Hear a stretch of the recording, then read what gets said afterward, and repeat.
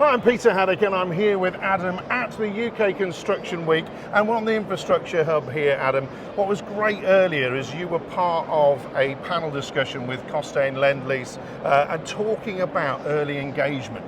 But what we actually got from that was really early engagement as far as things are concerned, because them as businesses wanted you to come to them with other suppliers as well, with ideas and with solutions, and show them how it works, so you can go way beyond even the start of the project. Tell me why that has now changed and why it's really important.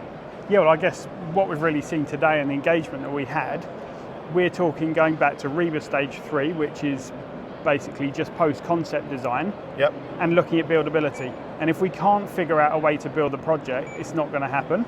Or we're going to find the project overruns and it goes over budget and it goes over time.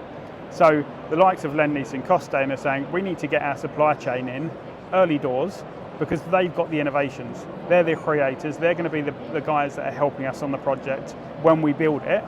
So they're bringing the ideas to the table.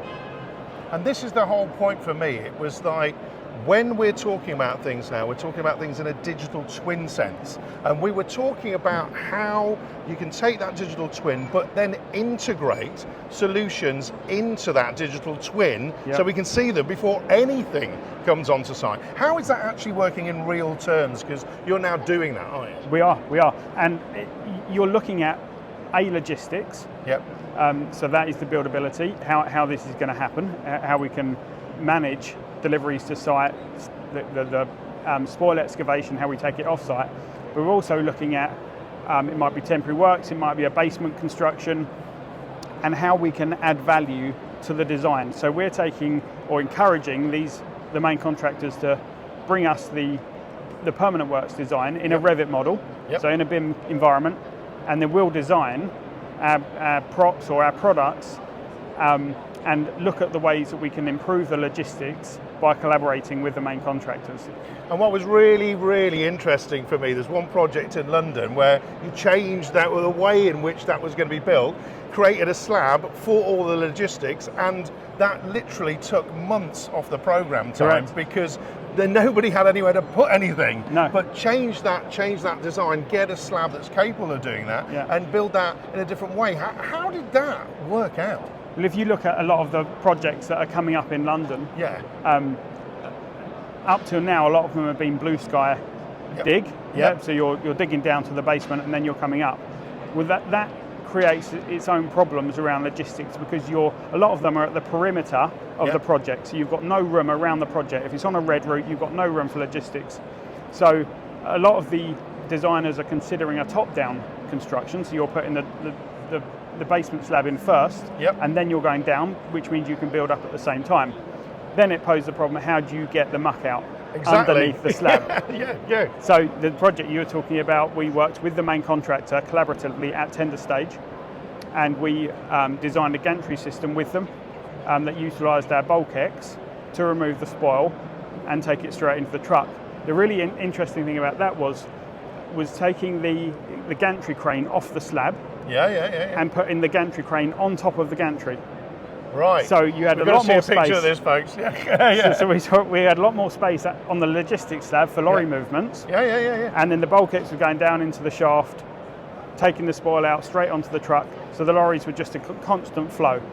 And what's really interesting like that really sounds like a conveyor type system. You know, you're literally taking something out, you're putting another bulk X thing. A bulk X is just a huge, big Conquip thing. You've had a lot of soil in. That means that you've got that rotation, so the excavator is then working harder, and I'm guessing that is then being more productive, idle time's reducing, and all of that works together. You're removing excavators from the slab. So you've got sustainable benefit, you've got people interfaces with plant you're removing, and it speeds up the program.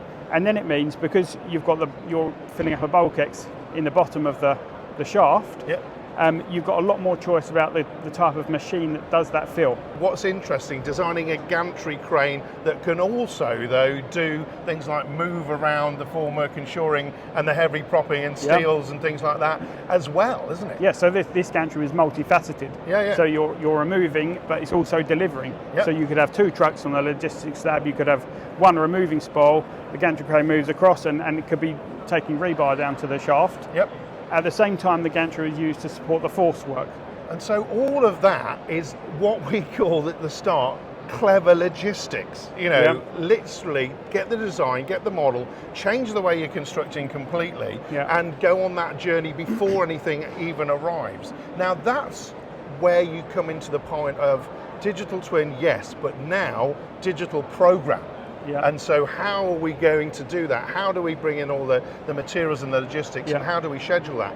By creating that more space and more opportunity, I'm guessing that's where you get the productivity. Yeah, that's correct. What you talk about digital twin and planning in BIM, and the 3D planning and phasing means that when we're engaging early with the main contractor and producing those drawings, they can then go to the tender package. So we're helping contractors to win tenders through improving buildability and efficiency, and at the same time they're helping with sustainability and safety. We can demonstrate all those factors in one. And I think what's really exciting about this, folks, is we're then looking at how we bring carbon into the question at the tender stage, but how we're bringing, the proof of concept into that as well. So, the client's engineering team can then understand how that works and come and play with the models and all the rest of it. And actually then that has this sort of genius bubbling up, as you said, which I thought was a great phrase, genius bubbling up, folks,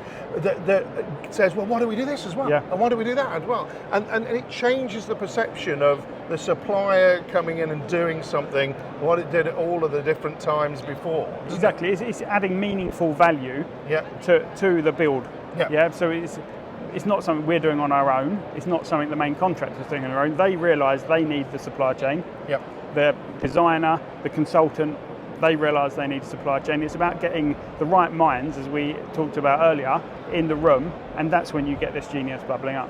Right, so the genius bubbling up does all sorts of things, folks, but what it does is it takes us from this is a piece of equipment, or this is a thing that we use on site, to actually how do we utilise all of the different things we've got available to us, and getting the standard thing might be the solution, but also getting something which has been built in, like the gantry crane, or like the way in which the bulkhead system works, that is replacing, an ADT or a carrier of spoil. And so what that does is it changes behaviours. So what we've got at the start, digital twin, now is absolutely essential.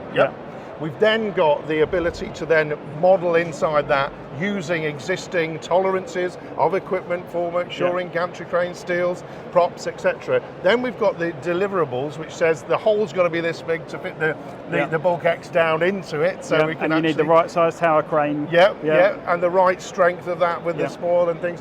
And then we've got that sense of, how we can move the logistics forward beyond the core of what you're actually doing in your section to get materials coming in and out.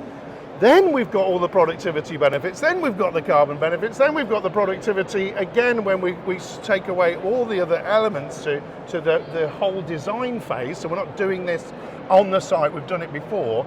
And fundamentally what we're doing is we're able to do those deliveries and those projects within the program time, but some cases like this one, months, folks, inner city London, months in advance. That's got to be good, hasn't it? And that's the kind of value you get through early engagement. That if you tried to create these benefits and this value, once the design is completed, it's difficult to change. It's almost impossible to change.